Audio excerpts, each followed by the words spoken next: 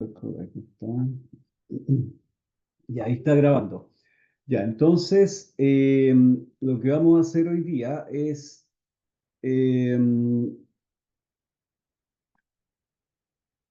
espérense, denme un segundito, ahí sí. Hacer unos ejercicios, ¿ya? Primero que nada, les voy a compartir la pantalla para que vean, perdón, para que vean el enunciado de los ejercicios que vamos a ver hoy día.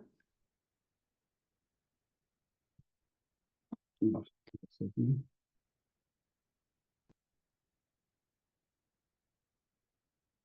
Ya, ahí están viendo la pantalla, están viendo el enunciado.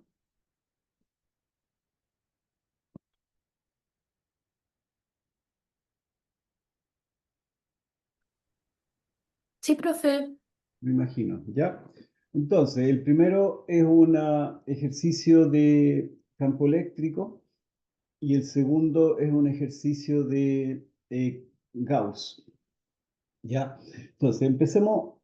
En el primer ejercicio tenemos dos alambres, uno semicircular que tiene una densidad de carga constante y otro alambre que tiene un largo 2R que está ubicado hacia la derecha y tiene una densidad de carga que no es constante.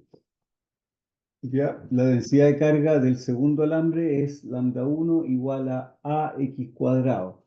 Es decir, la densidad de carga depende de la distancia X.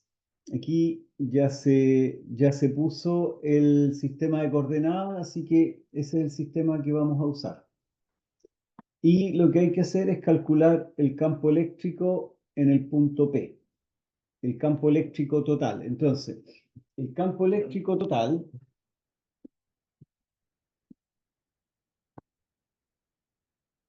campo, campo en P,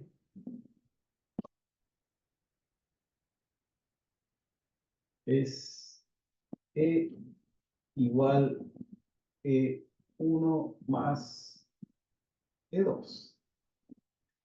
Son dos campos. ¿Por qué dos campos cuando tenemos un alambre? Bueno, en realidad son dos alambres y como tienen forma distinta, hay que calcularlos de manera distinta los dos alambres. Por eso, pero el campo total es simplemente la suma del campo que genera el primer alambre en el punto P más el campo que genera el segundo alambre en el punto P. Para resolver el problema hay que usar distintos sistemas de coordenadas, pero el resultado final hay que expresarlo en un solo sistema que sería el sistema cartesiano. ¿Ya? Entonces, empecemos con el... A ver, vamos a dejar de compartir para que se vea para yo ver la pantalla grande. ¿Ya? Entonces, empecemos con el campo del alambre semicircular.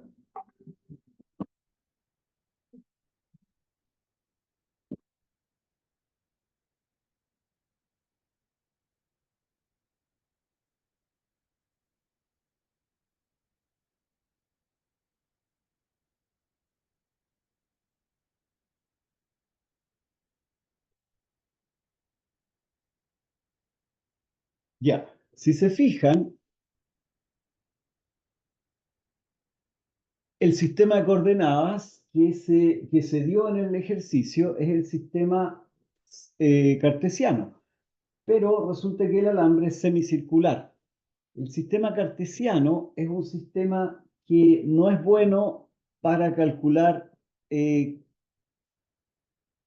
geometrías que no sean rectas.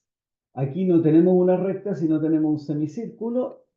Por lo tanto, no podemos usar el sistema cartesiano porque es muy difícil resolverlo con ese sistema. Entonces, vamos a usar el sistema polar. ¿Ya? Entonces, sistema polar.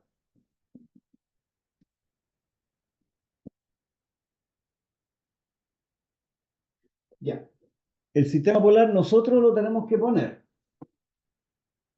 ¿Dónde se pone el sistema polar? Para que sea fácil resolver el problema, el sistema polar siempre tiene que estar en el centro de la semiesfera o el semicírculo o el cilindro o lo que sea. Siempre tiene que estar ubicado en el centro. Si el sistema uno lo pone a un lado o al otro lado, ahí ya se complica resolver el problema. Así que el sistema polar tiene que estar ubicado acá, en este punto. ¿Y cuál? El sistema polar tiene dos coordenadas, que es la coordenada R, que por ejemplo es esta que está aquí. Esa es la coordenada R del sistema polar. Y además hay una coordenada θ que apunta en la dirección perpendicular, ¿ya? Y hay un ángulo θ, que es ese que está ahí. El ángulo θ siempre bueno, no siempre se mide desde abajo, a veces se mide desde arriba, pero uno tiene que ponerle un origen al lugar desde donde se mide el ángulo θ, ¿ya? Y a partir de ahí es que se ponen las demás coordenadas. Fíjense que el eje R apunta siempre al lugar donde yo estoy calculando el campo. El campo, perdón, ahí ¿dónde está la carga? ¿Dónde está la carga? La carga está aquí sobre el semicírculo, ¿cierto?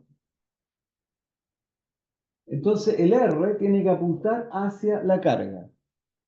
Y el θ, el ángulo θ, perdón, el eje θ se mueve en la dirección en que crece el ángulo θ.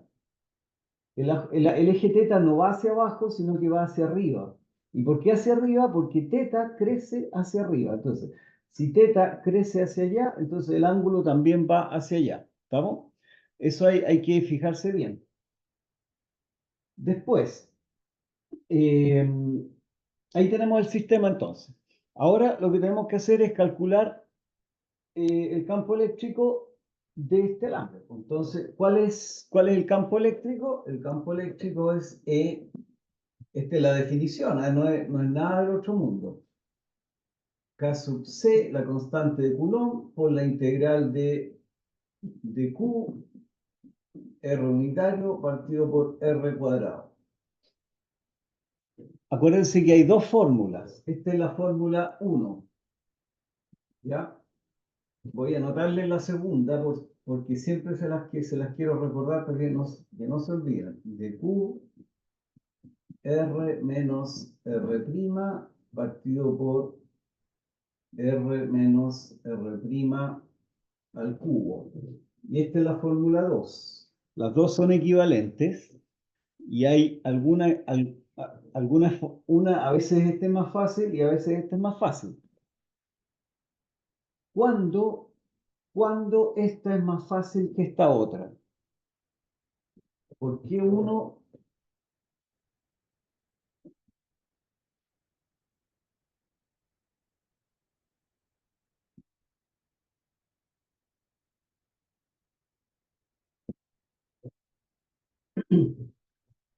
Eh, la primera fórmula, esta que está acá, es fácil de calcular cuando este vector, este vector es un R unitario, cuando este vector apunta en la misma dirección que algún eje del sistema de coordenadas. Acuérdense bien de eso. R tongo, vector unitario,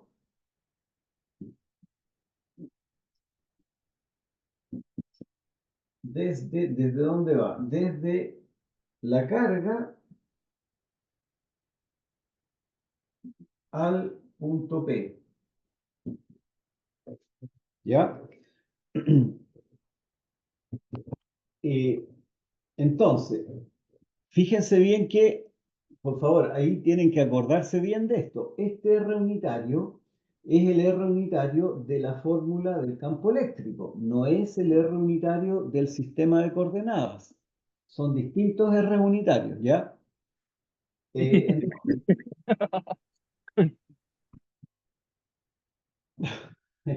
entretenido parece. Ya, qué bueno que lo estén pasando bien.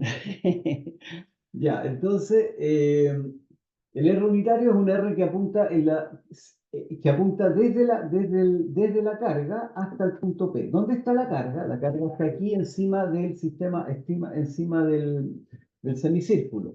Por lo tanto, en este caso, el R unitario apunta desde aquí hacia P. O sea, el R unitario va hacia allá. ¿Ya? Ahora, si es que el R unitario está sobre alguno de los ejes de coordenadas, entonces es fácil usar esta fórmula. ¿Estamos?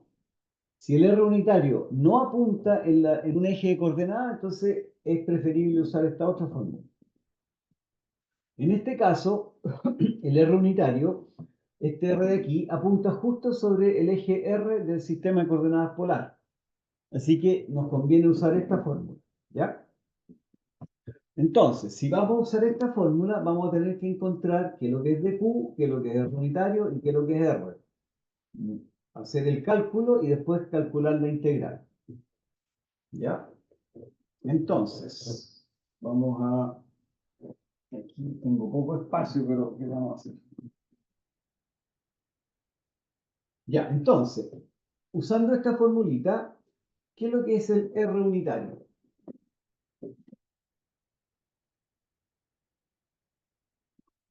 En el sistema de coordenadas que estamos usando, el R unitario corresponde a menos R unitario del sistema polar.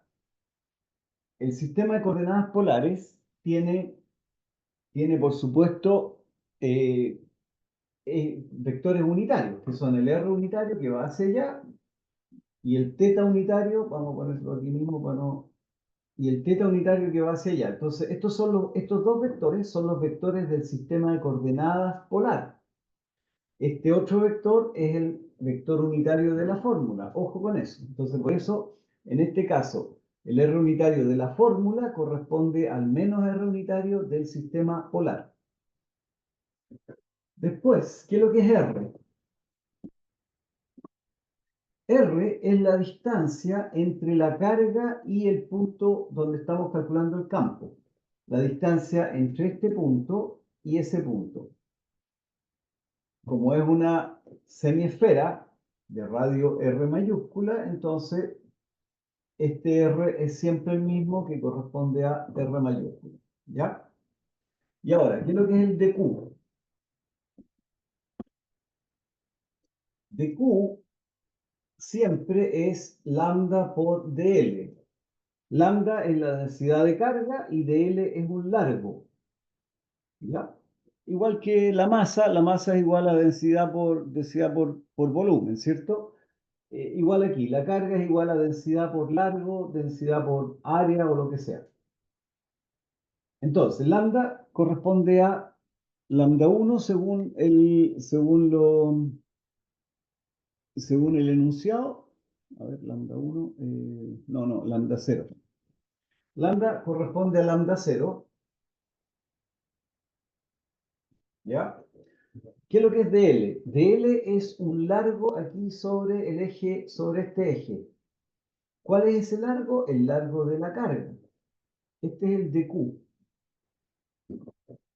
¿Ya? Y acuérdense, si yo tengo aquí un d θ, entonces va a ser r de θ. Este cálculo ya lo hicimos una o dos veces, así que no lo voy a hacer por tercera vez porque ya más o menos deberían saberse. Entonces aquí tenemos lo que necesitamos para calcular la integral, ¿cierto? Entonces ahora lo ponemos dentro de la integral y vemos qué pasa.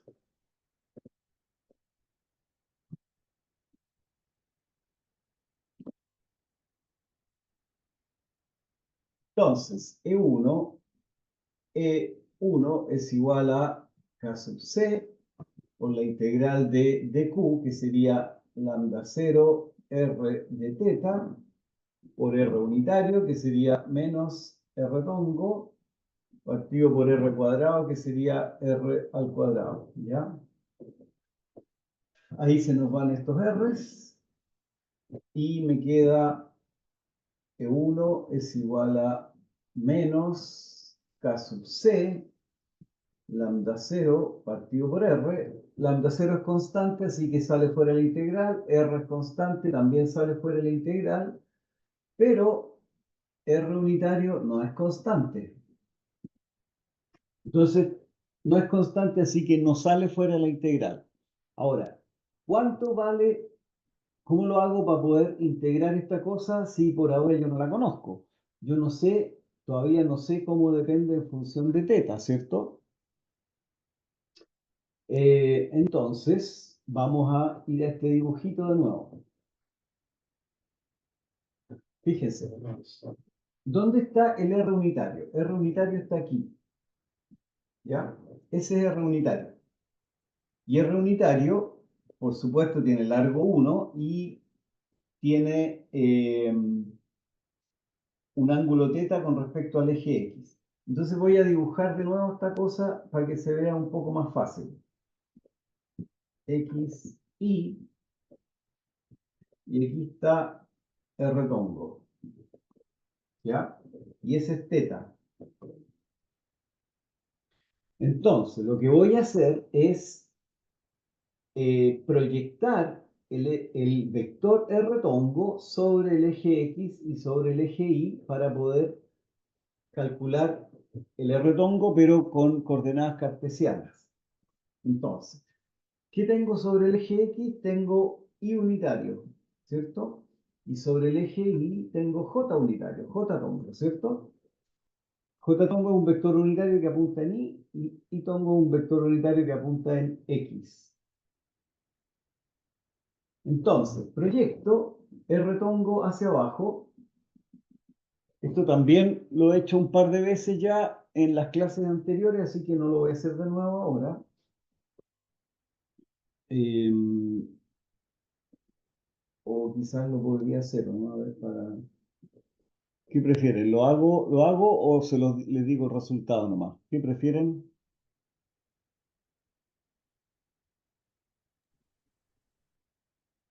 ¿Hay alguien por ahí que le interese saber cómo calcular el R tongo o lo hago así nomás?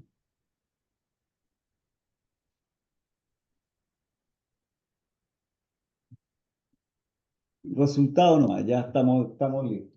Ya, ¿cuál es el resultado? Proyecto R tongo hacia abajo y tengo hacia abajo coseno teta. R tongo es igual a coseno teta y tongo más seno teta j tongo, ¿ya? Entonces, sobre, sobre el eje X tengo la proyección de R es coseno teta y sobre el eje Y la proyección es seno teta. Por lo tanto, eso lo meto aquí adentro de la integral.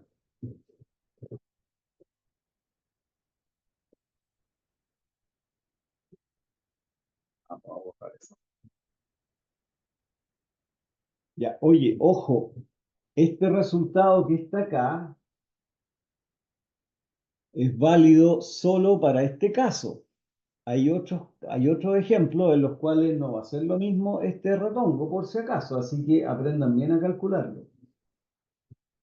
Ya, entonces, ¿qué me queda? E1 es igual a menos K sub C lambda 0 partido por R por la integral de R tongo, pero R tongo era coseno teta y tongo más seno teta j tongo y eso por d teta, ¿ya?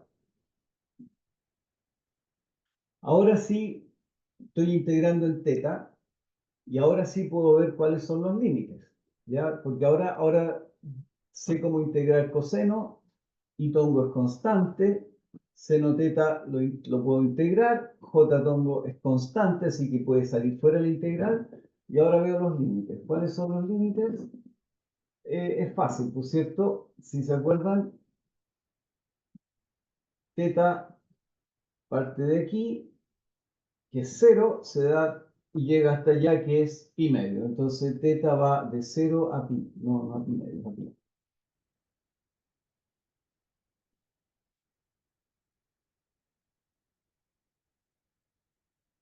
Ya, vamos a hacerlo explícitamente para que se pueda entender bien. Entonces, menos K sub C, lambda 0 partido por R, por la integral de, vamos a, y pongo por la integral de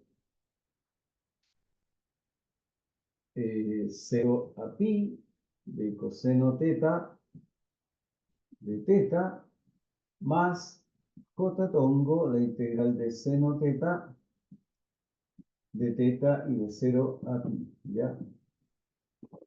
Fíjense que tengo aquí la integral y como tengo una suma, la separo, la integral de una suma es la suma de las dos integrales, ¿cierto? Y cuando calculo la integral de coseno teta y tongo, el y tongo sale fuera de la integral porque es constante. Entonces, en las coordenadas cartesianas, el y tongo y el j tongo son constantes. El r tongo no es constante, ¿ya? Ya, ahí estamos y tenemos E1 igual a menos K sub C lambda 0 partido por R. Ya, la integral de coseno teta es seno teta, ¿cierto? A ver. Seno teta igual entre 0 y pi menos j tongo. La integral de seno es menos coseno, así que sería coseno teta evaluado entre 0 y pi. ¿Ya? Seno de pi es 0, menos seno de 0 es 0. Coseno de pi es menos 1, con un menos 1, con un menos da más, menos coseno de 0 que es 1, y por lo tanto me da menos 2. No, me da 2, perdón. Entonces, E1 es igual a menos K sub C lambda 0 partido por R, J tongo y 2. ¿Vamos? Ya, y ahí tenemos entonces el resultado del eje semicircular. Fíjense, solo para revisar si está correcta, si están correctos los signos. Miren, acá tenemos el campo, ¿cierto? Aquí tenemos el punto P y aquí tenemos el campo. Perdón, no el campo, esta es la línea con lambda 0. Eh, el, el campo eléctrico, si yo tengo un pedacito de carga acá, un dq, ese dq va a ser positivo, porque lambda 0, estamos suponiendo que lambda 0 es positivo. Por lo tanto, este dq, si hay un dq aquí, es positivo. Si es positivo, el campo que produce este pedacito de carga es hacia abajo, por lo tanto el campo va para allá. Un pedacito que hay por aquí, genera un campo hacia allá. Un pedacito que hay hacia acá, genera un campo para el otro lado, ¿cierto? La suma de estos dos me va a dar de nuevo un campo hacia abajo. Entonces, el campo total de esto va a ser un campo solamente hacia abajo, que es lo que tenemos acá. Y además, y, y el campo es negativo, negativo en la dirección Y, ¿cierto? Por lo tanto, estamos bien. Porque aquí dice que el campo es menos algo según J tongo. Por lo tanto, está bien que apunte hacia abajo. Conviene siempre, cuando uno termina el problema, conviene revisar si los signos están bien. Y ahí tenemos entonces el primer campo. Y ahora calculamos el segundo campo.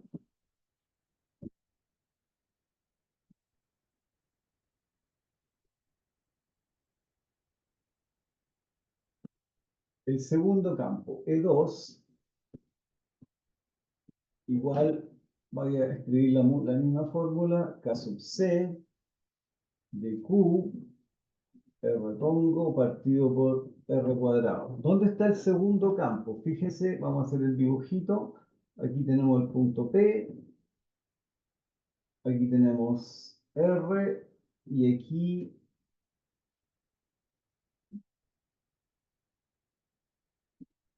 este es 2R y este es 4R, ¿cierto? Y aquí tenemos el eje X y el eje Y. Entonces, ahora tengo que calcular el campo de esta línea que está acá en ese punto P.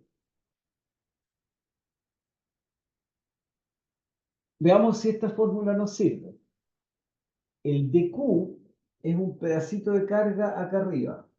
Este es el dQ.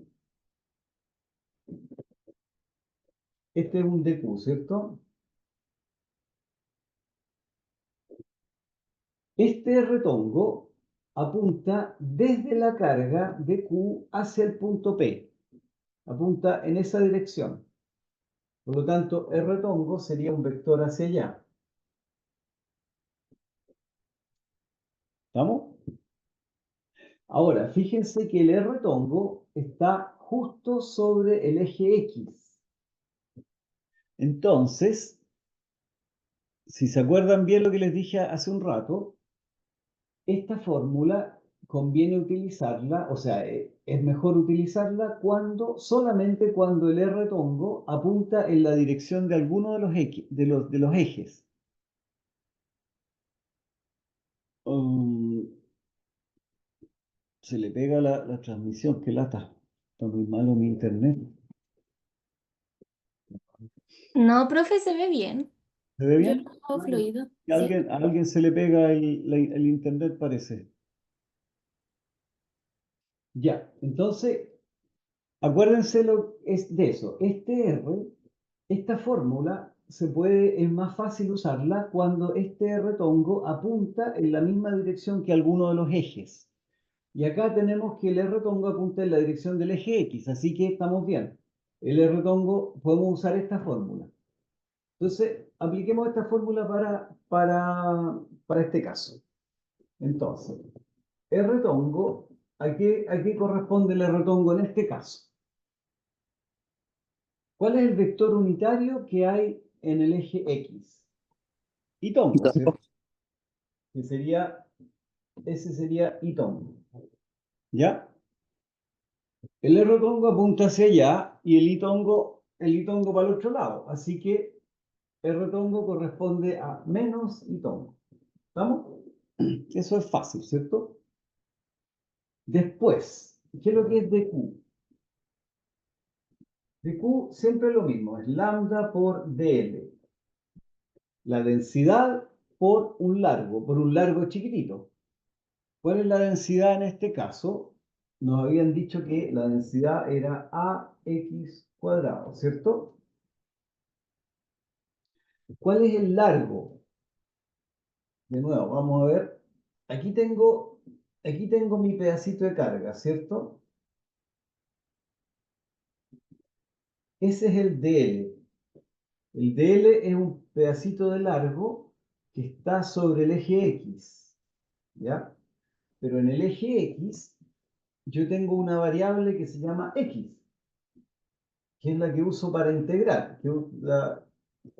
Y por lo tanto, aquí yo también tengo un dx sobre el eje X, por supuesto.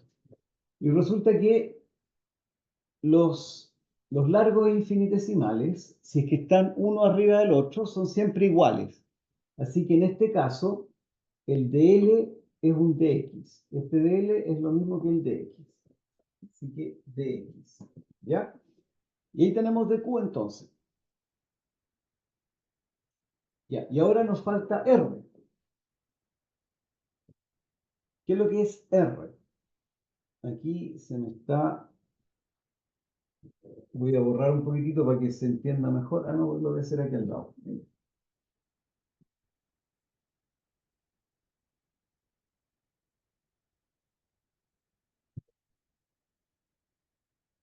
Aquí tengo el de Q, ¿cierto? Aquí tengo y acá tengo X. A ver, si se acuerdan, en el problema anterior, nosotros la carga la pusimos como con un vector R que apuntaba hacia la carga, ¿cierto? En el caso de este de Q, tenemos lo mismo. El de Q está descrito por una función largo que sería x, que sería s. X es esa distancia, ¿cierto? La distancia entre el origen y la carga q, yo la represento con la función x, que es una variable, y que porque está sobre el eje x la llamo x. No la voy a llamar y si está sobre el eje X, ¿ya? Ahora, si la distancia o la carga estuviera acá, entonces yo la llamaría Y. En el caso anterior, como estaba sobre el eje R, yo la llamé R, ¿ya? Entonces, la variable que dice dónde está la carga, uno usa la misma letra del sistema de coordenadas. Entonces, X es la distancia entre 0 y la carga Q. ¿Qué es lo que es R? R es la distancia entre el pedacito de carga y el punto donde estoy calculando el campo. ¿Dónde calculo el campo? Acá. Este en P. Por lo tanto, R es este que está aquí. Este es R. ¿Ya? R es entre el punto P y la carga de Q. Ese R que está allá es la distancia entre el punto P y la carga de Q. Entonces, si yo tengo X por un lado y tengo R por otro lado, ¿cómo calculo R?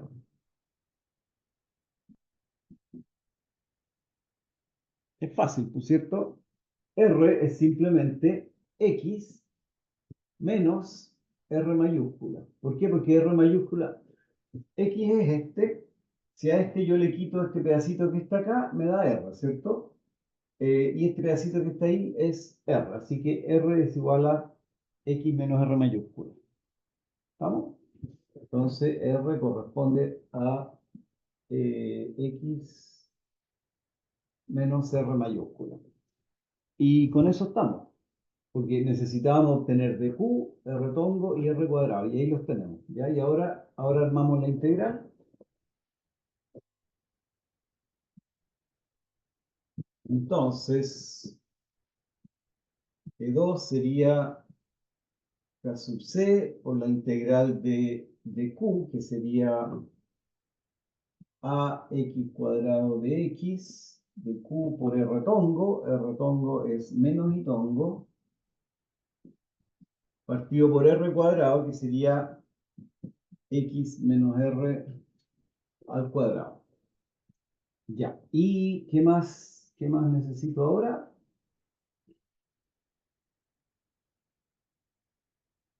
Los límites.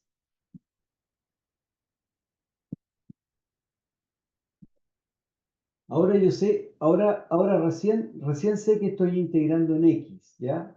Por lo tanto, los límites son cómo varía X. ¿Y X cómo varía? X se va a mover sobre la carga, igual que en el caso anterior. Alguien preguntó si era X menos 4R. No, es X menos R. Si R, esta distancia del origen a punto P es R solamente. Ya, entonces, ¿cuáles son los límites? X va a variar desde acá, desde este punto hasta ese punto, ¿cierto? Y ahí está. Este punto es 2R y este otro punto es 4R. Entonces, esto sería desde 2R a 4R. Y veamos qué nos queda. E2 es igual a K sub C por A. Este menos sale para afuera, el itongo también sale para afuera, y ahí me quedaría de 2R a 4R de X cuadrado de X partido por X menos R al cuadrado. Esta integral es larga.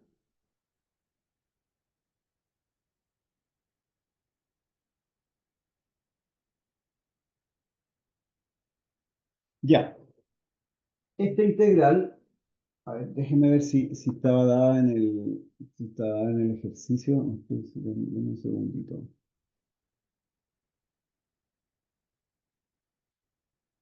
Mm,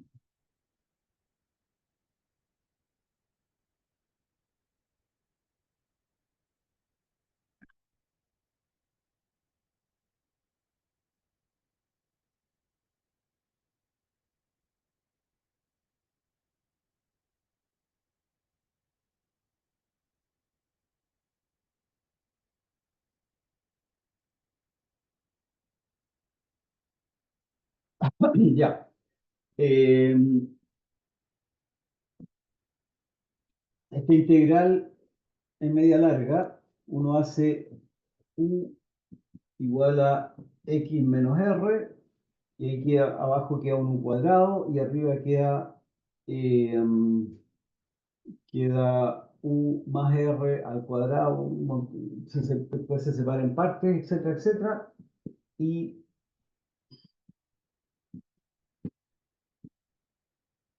ya. Se los dejo de tarea, ¿ya?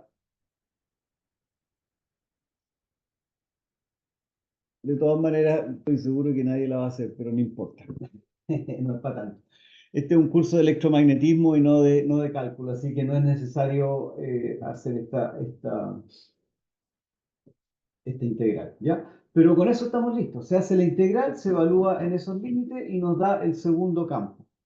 Y fíjense que el segundo campo también es negativo. Ahora, veamos si es correcto que nos dé negativo el segundo campo. Acá está la carga, ¿cierto? Y suponemos que A es positivo, A era positivo según el enunciado, por lo tanto, la carga total que hay aquí es positiva. Si la carga es positiva, el campo apunta hacia afuera, o sea, el campo va a apuntar hacia allá. Ese va a ser el campo. Hacia afuera, o hacia arriba, o hacia la derecha, o hacia abajo. Pero en el punto P, como este es positivo, el campo apunta hacia allá y esa dirección, según nuestro sistema de coordenadas, es negativa. Así que estamos bien que nos dé ese negativo por ahí. ¿Ya? Así que ahí estaríamos con el problema. Ah, y por supuesto, el campo total, E total es igual a E1 más E2. Ah, una última cosa. El campo E1, si se acuerdan bien, nos había dado en coordenadas cartesianas, según menos j, ¿cierto? ¿Se acuerdan? Y L2 nos da aquí hay un hitongo que también corresponde a coordenadas cartesianas. Entonces L1 y L2 están en las mismas coordenadas y lo podemos sumar. Si es que nos dieran distintas coordenadas, ahí habría que hacer la transformación de un sistema al otro sistema para poder tener todo en el mismo sistema de coordenadas. Pero aquí no hay problema. ¿Ya? Así que ahí estamos con ese problema. ¿Dudas? ¿Consultas?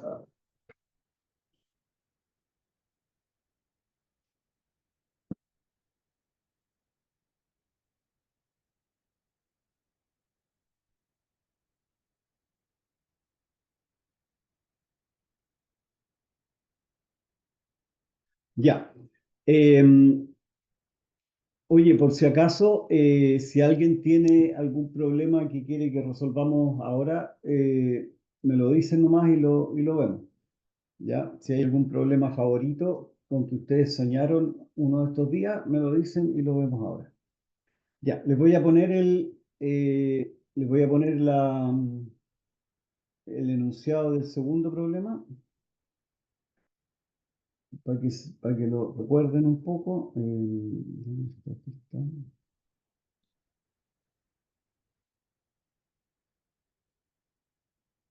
Ya, este es el segundo problema.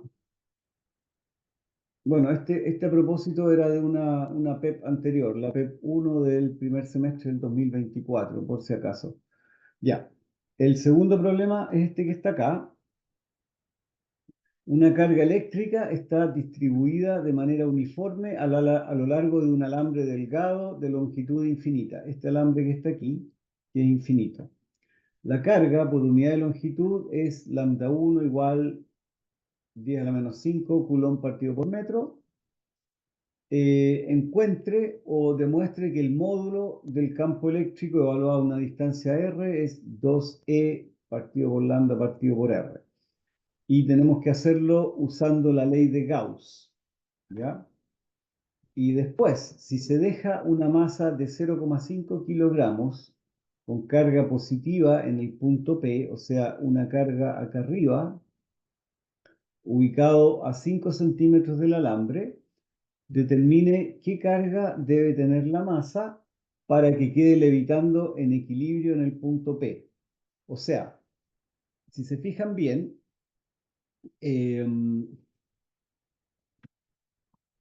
un segundito.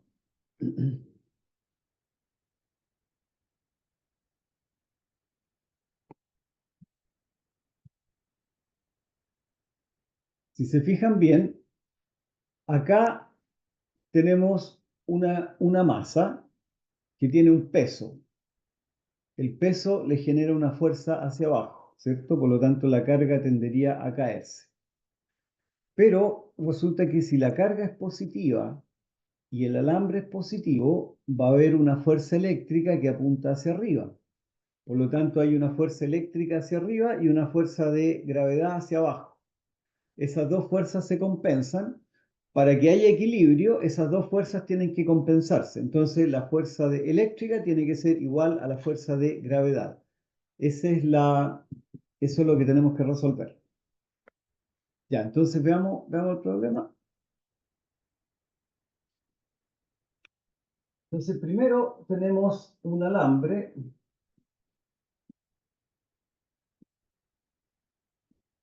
con carga positiva lambda. Denme un segundito. Ya, lambda constante. Vamos a poner lambda constante por ahora. Y es infinito. ¿Ya? Entonces, si queremos usar la ley de Gauss, tenemos primero que ver qué forma tiene el campo eléctrico. Algo vimos en la clase anterior o hace dos clases y tenemos que ver cuáles son las simetrías. ¿Cuáles son las simetrías que tenemos en este caso?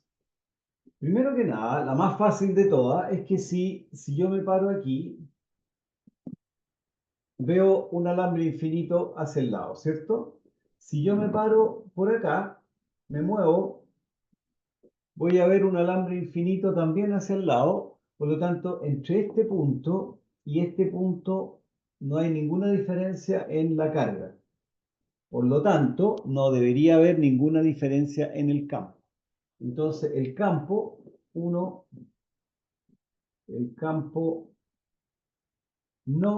depende de la distancia. Vamos a poner distancia C, ¿ya? Para ponerle algo, ¿ya? C.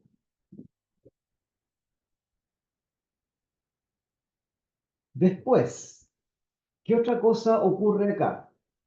Supongan que ustedes dicen, ustedes dicen, yo estoy acá, el campo apunta hacia allá. Si ustedes se mueven hacia acá, el campo también tiene que apuntar hacia allá. ¿Por qué? Porque el campo no depende de la distancia. Pero, ¿qué pasa si ustedes se giran en 180 grados? Si se giran en 180 grados, y aquí, a ver, miren, si se fijan en este dibujo, esta sería la mano derecha y esta sería la mano izquierda, ¿cierto? Entonces, el campo apunta de la mano izquierda un poco hacia allá. Si este tipo se gira, vería que su mano izquierda está a este lado y por lo tanto el campo debería apuntar según su mano izquierda, según esta otra forma, según esta otra dirección, ¿cierto? Pero al girarse en 180 grados, esta persona no ve ninguna diferencia en el campo eléctrico, perdón, en el alambre. Por lo tanto, no debería haber ninguna diferencia en el campo eléctrico. Pero resulta que al girarse, el campo gira de aquí, gira para allá. Por lo tanto, este campo hay un problema. El campo no puede apuntar para dos lugares distintos aquí, en un mismo punto. Entonces, ¿cuál es la solución a ese problema? Que el campo no puede apuntar hacia un costado o hacia el otro costado. El campo debe, el 2, El campo debe apuntar hacia arriba, así, o hacia abajo también. ¿Por qué? Porque si, fíjense, si el campo apunta hacia arriba y esta persona se gira en 180 grados, va a seguir viendo el mismo campo. Por lo tanto, este campo sí cumple con la simetría. Entonces, el campo debe apuntar hacia arriba.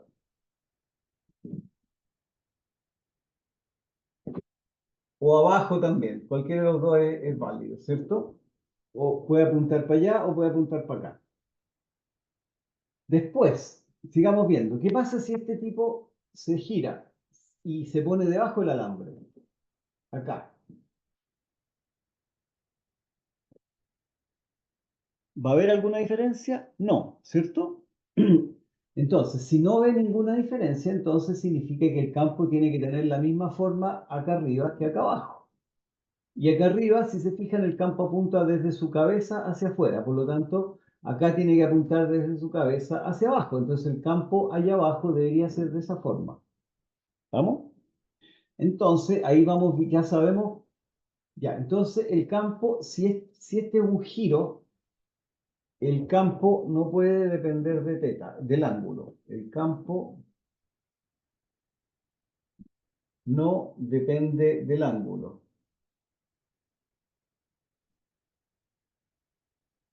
¿Ya? Entonces, eh, pero sí, ya, entonces veamos un poco, ya, hasta ahí estamos con cómo tiene que ser el campo, ¿cierto? Ahora veamos un sistema de coordenadas para poder resolver el problema. Voy a poner esta misma línea vertical, ¿ya?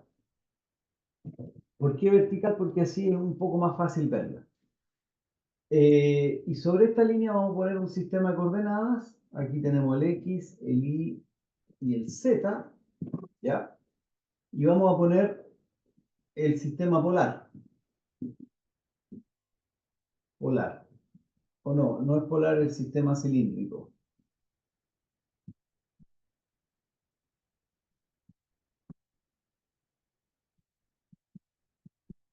¿Cuál es el sistema cilíndrico? Hay un R por acá,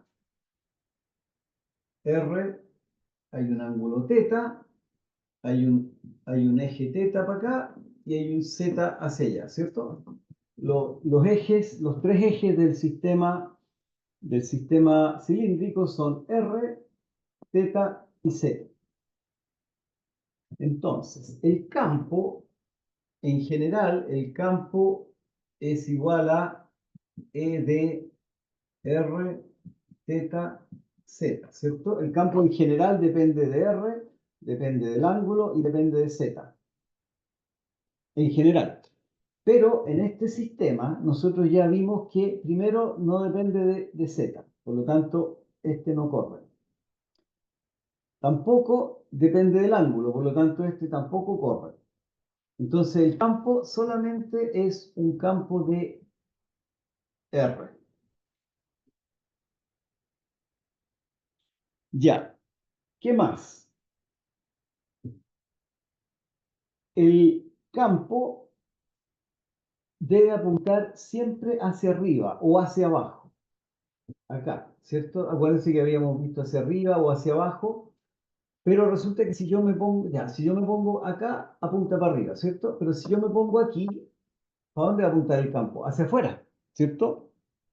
Y si este tipo se pone hacia el lado de adentro, el campo apunta hacia adentro. Entonces, si lo miramos en este otro lado, ¿cómo va a apuntar el campo aquí? El campo siempre va a apuntar así. A ver, vamos a ponerlo aquí en un dibujito aquí mejor. Este va a ser el campo. E, E, E, E. Entonces, el campo va a apuntar siempre hacia afuera en un círculo, ¿cierto? A ver, si el campo apunta siempre hacia afuera en este círculo, ¿qué dirección es esa según nuestro sistema de coordenadas? A ver si alguien lo puede pillar ese.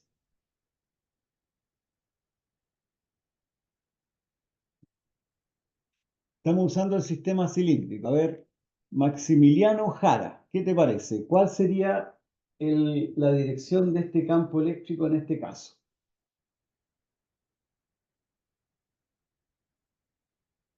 ¿De cuál, profe, perdone? Es Mira, que veo chiquitita la pantalla.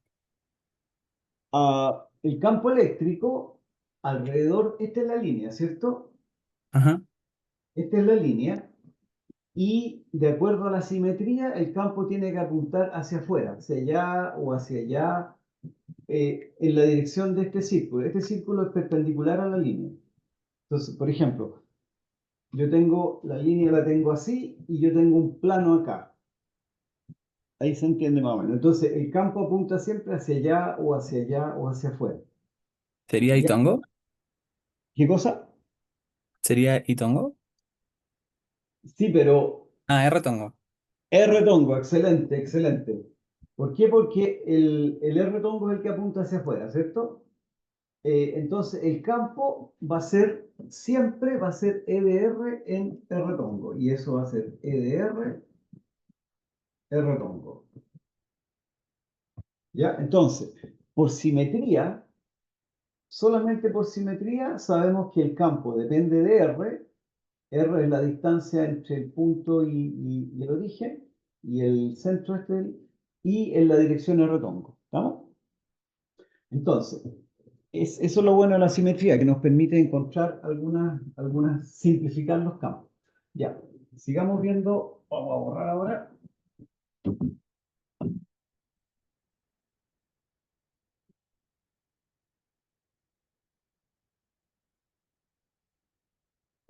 Eh, entonces, ahora voy a volver a dibujarlo así porque así es un poco más fácil.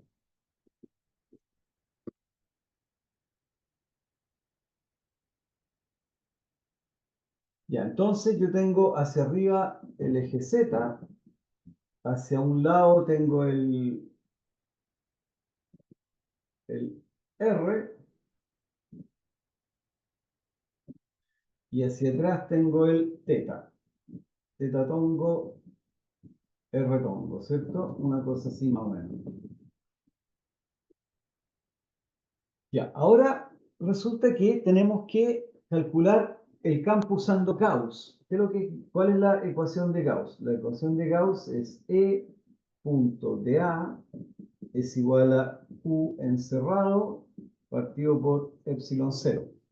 Eh, estoy yendo más o menos lento para resolver este problema por Gauss, porque este es uno de los primeros que hemos resuelto, entonces lo quiero explicar bien. Más adelante uno se salta muchos de estos pasos porque ya lo hemos visto. Ya, entonces, cuando uno tiene la ecuación de Gauss, lo primero que uno necesita es encontrar una superficie de Gauss donde integrar. ¿Por qué? Porque este integral es en una superficie cerrada. Este es el campo y este dA es el dA de una superficie cerrada. Entonces tenemos que encontrar qué superficie cerrada nos sirve para resolver el problema. ¿Cuáles son? Y resulta que hay unas condiciones que uno tiene que ponerle a la superficie cerrada para que sea razonable el problema, que si no es muy difícil. Entonces, condiciones para la superficie de Gauss. ¿Cuáles son las condiciones? Uno, que el campo es paralelo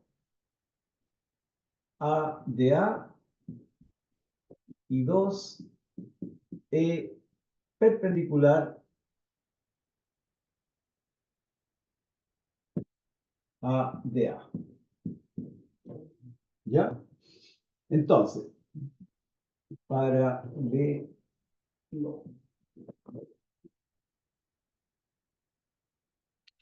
Entonces, la superficie, tenemos que inventar una superficie que nos cumpla con estas condiciones.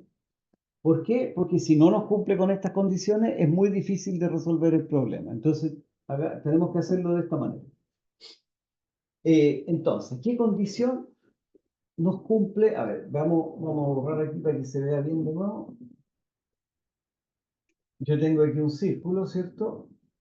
Y yo sé que el campo siempre apunta para afuera, ese es E. Acá, por ejemplo, el campo apunta hacia allá, ¿ya? Y siempre en un plano perpendicular a ese de aquí.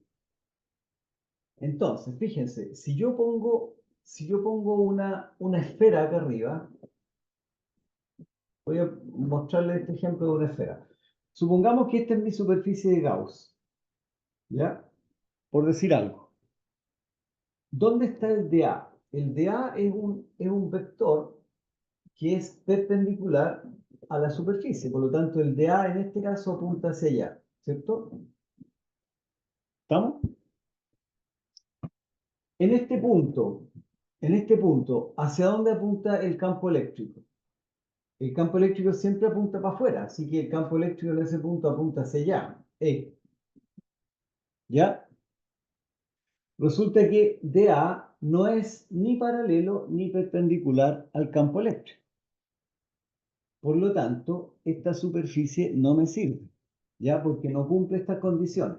O sea, como les digo, uno podría hacerlo así, pero resulta que es muy complicado, ¿ya? Entonces para que no sea tan complicado, hay que aplicar estas condiciones para la superficie. La superficie puede ser cualquiera, así que da lo mismo si yo elijo una superficie triangular, cuadrada, lo que sea. Tengo que elegir, obviamente, la más fácil.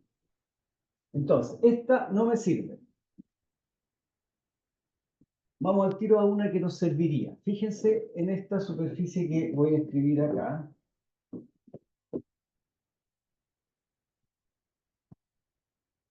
Aquí tengo mi línea y voy a dibujar un cilindro.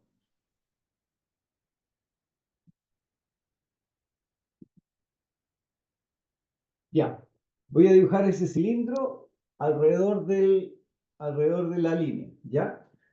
El dA, por ejemplo, en este punto, ¿dónde estaría el dA? El dA es ese, ¿cierto? ¿Y hacia dónde apunta el dA? Hacia afuera. ¿Por qué? Porque el dA, acuérdense, siempre perpendicular a la superficie. Entonces, este sería el dA. Y en este punto, ¿dónde apunta el campo? En la misma dirección. O sea, el campo también apunta hacia allá. ¿Y qué tenemos? Tenemos que el campo y el dA son paralelos. Por lo tanto, cumple. Hasta ahí estamos bien. Entonces, esta superficie nos cumple. ¿Qué pasa si yo, por ejemplo, miro un dA aquí?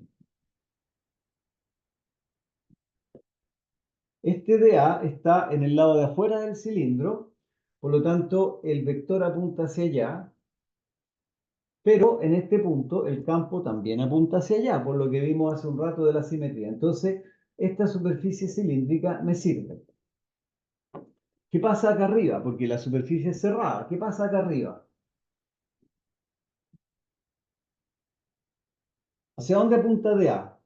Es una tapa, la tapa del cilindro es plana, por lo tanto el dA apunta hacia arriba. ¿Vamos? Y en este punto, ¿a dónde apunta el campo eléctrico? Igual que aquí, pues, ¿cierto? Igual que aquí, por lo tanto, el campo apunta hacia allá. ¿Ya? Entonces, el DA apunta para arriba y el E apunta justo en 90 grados. Y tenemos entonces que DA es perpendicular E es perpendicular a DA. Entonces, esta superficie cumple. ¿Ya? Entonces, eso tienen que fijarse cuando hagan la superficie de Gauss para poder resolver el problema. Bueno, de hecho el Gauss se puede aplicar en unos pocos casos nomás. Y esos pocos casos son una esfera, un cilindro y un cubo. Así que no hay mucho donde perderse. ¿Ya? Así que si tienen una línea infinita o un cilindro infinito, la superficie de Gauss va a ser otro cilindro. Si tienen un punto o una esfera, la superficie de Gauss va a ser otra esfera, ¿ya? Así que no hay mucho donde perderse. Entonces, superficie de Gauss, superficie de Gauss es igual a un cilindro. Pero tenemos que darle tamaño al cilindro. Entonces le vamos a decir que el cilindro es de radio R y altura H, por decir algo, ¿ya? Acuérdense que nosotros tenemos que inventar la superficie de Gauss, así que tenemos que darle un radio y una altura. Ya, y con esto estamos listos con la superficie de Gauss. Ahora hacemos el cálculo, ¿ya? Entonces, primero vamos a calcular eso de aquí, la integral de E punto dA en el, ahora le vamos a llamar cilindro de Gauss, es igual a ¿qué cosa? Es igual a la integral de E. ¿Qué es lo que era E? Si se acuerdan, E era E de R por R tongo, ¿cierto? En coordenadas cilíndricas. ¿Qué es lo que es el de A en coordenadas cilíndricas? Ah, no, momento, me falta una cosa. Estoy integrando E punto de A en el cilindro de Gauss, ¿cierto? El cilindro tiene una parte que va alrededor, que a esto le vamos a llamar manto, y además tiene una tapa arriba y una tapa abajo, que a esto le vamos a llamar tapa, ¿cierto? Entonces, la integral del cilindro de Gauss va a ser la integral en el manto más la integral en las tapas. De lo mismo, de E, de R, E punto de A. ¿Vamos? Entonces, separé la integral en el cilindro completo, pero el cilindro lo separo en la parte del manto más la parte de las tapas. ¿Ya? Sigamos.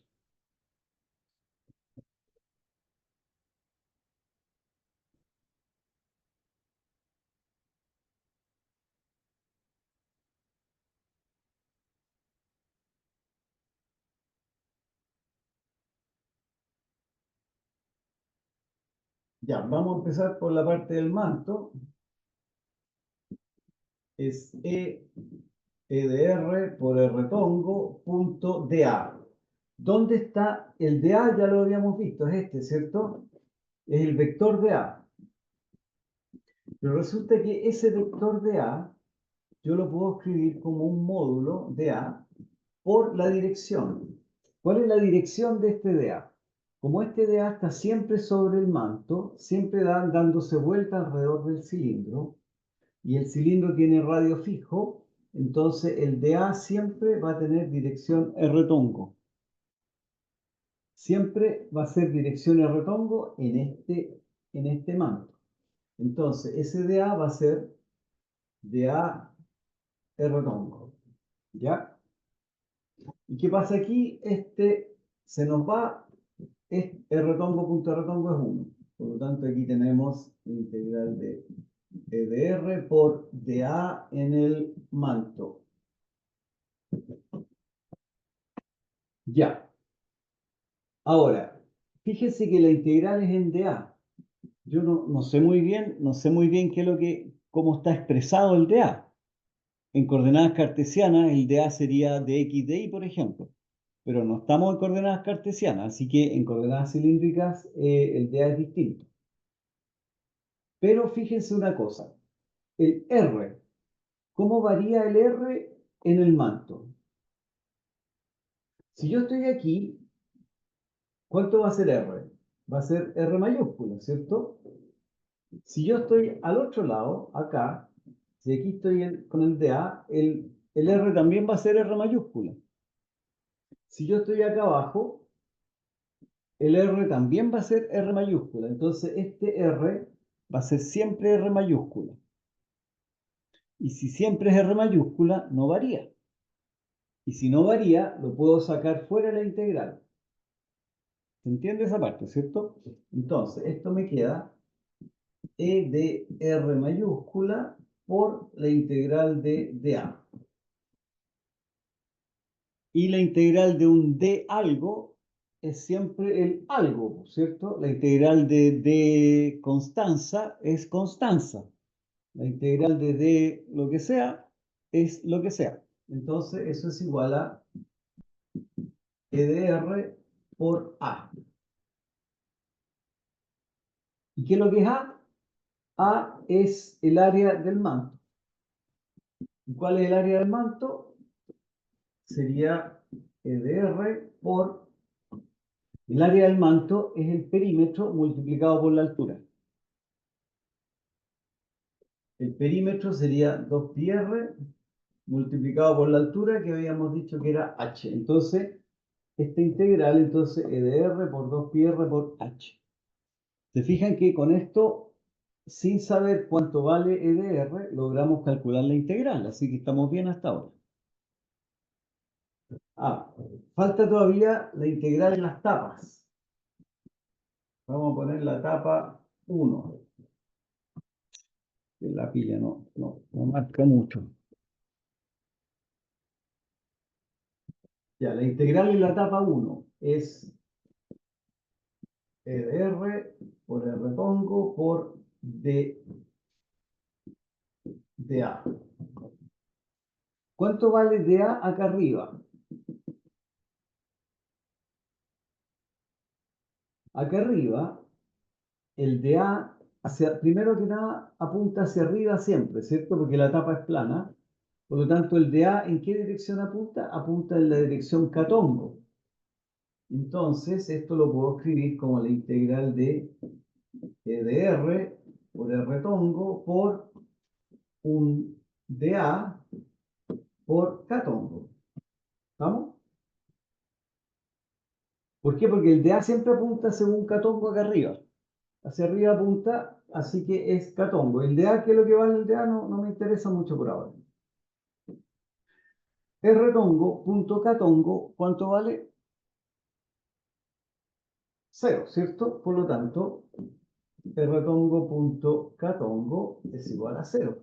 Por lo tanto, la integral en la etapa 1 es igual a 0. Y en la etapa 2 tenemos lo mismo.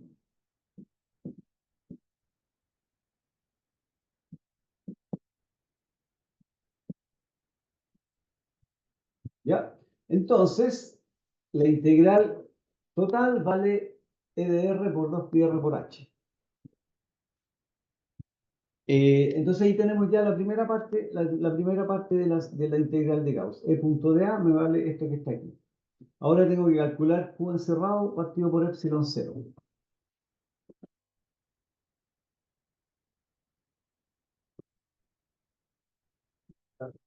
Esto. Entonces, voy a dejarlo aquí, es E de R por 2πr por h. Ya, ¿cuánto vale Q encerrado? ¿Cuál es el Q encerrado? Este es mi cilindro de Gauss, ¿cierto? La carga, ¿dónde está la carga? La carga está sobre la línea, ¿cierto? Aquí está la carga. Pero la carga encerrada por este cilindro es la carga que hay entre este punto y este punto acá abajo solamente, ¿cierto? Esta es la carga encerrada. Lo demás está fuera del cilindro, por lo tanto no está cerrado, ¿ya? ¿Y cómo lo calculo? Lambda por largo. El largo de la carga, la densidad de carga por ese largo, pero el largo habíamos dicho que era la altura del cilindro y la altura del cilindro es h, ¿cierto? Entonces sería lambda, era lambda 0, pero lambda 0 por h. Y ahí estamos. Entonces, Gauss, ¿qué nos dice Gauss?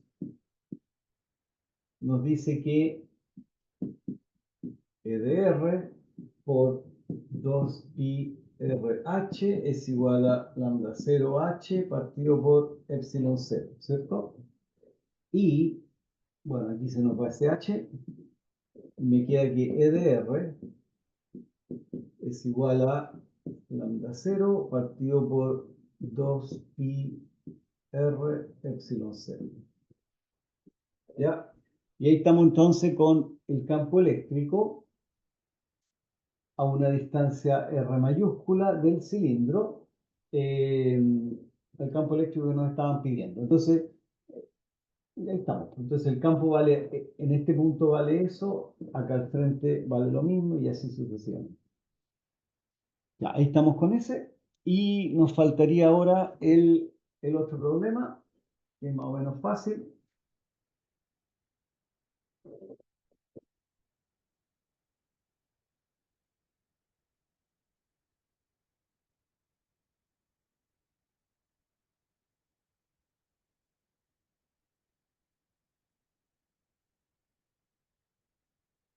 Ya, entonces, la otra parte era, tenía una línea y aquí tengo una carga Q,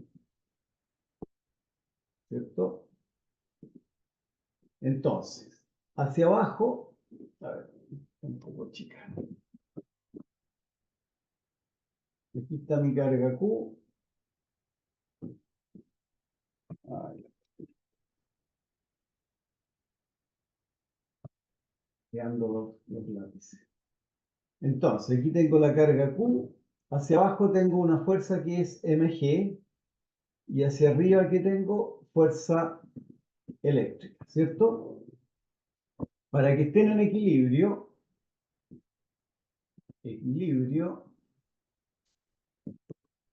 fuerza eléctrica tiene que ser igual a mg. Si la fuerza eléctrica es igual a mg, la fuerza total sobre la carga es cero y por lo tanto no se cae. Entonces, ¿cuál es la fuerza eléctrica? Fuerza eléctrica siempre se define como Q por E, ¿cierto? ¿Cuál es Q? Ese Q que está ahí. ¿Y cuál es E? El campo eléctrico es este campo que está acá. El campo que genera esta línea. Pero ese es el que calculamos recién.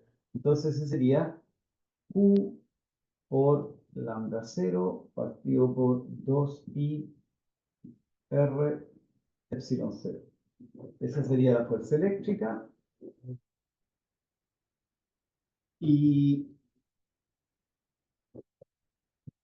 Fe igual a mg significa que Q lambda 0 partido por 2pi R epsilon 0 es igual a m por g. M por, sí, m por g. ¿Y qué nos habían pedido? ¿Cuál era la carga? La carga que debe tener la masa. Entonces se pide la carga y queremos calcular eso. Entonces Q es igual a 2pi R epsilon 0 por m por g y eso partido por lambda 0. ¿Ya? Y ahí reemplazan los valores y obtienen, el resultado de la ecuación. ¿Ya? Y creo que por ahí estamos. Preguntas o dudas o lo que sea.